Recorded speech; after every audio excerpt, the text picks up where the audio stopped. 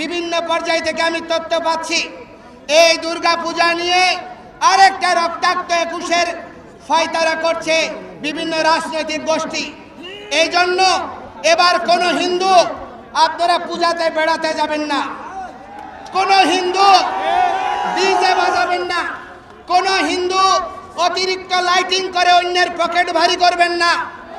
ওই বর্ধিত টাকা দিয়ে যুবকদেরকে খাবার দিয়ে তাদেরকে পরিপোষণ করে তাদেরকে প্রতিটি মন্দিরকে সুরক্ষার ব্যবস্থা করবেন। এবং আপনাদেরকে বলতে চাই যে এই এবারের পূজায় কোনো পূজা মণ্ডপ যেন ক্ষতিগ্রস্ত না হয়, প্রতিটি হিন্দু নরনারী দ্বিতীয়বার যেন বলতে না হয়।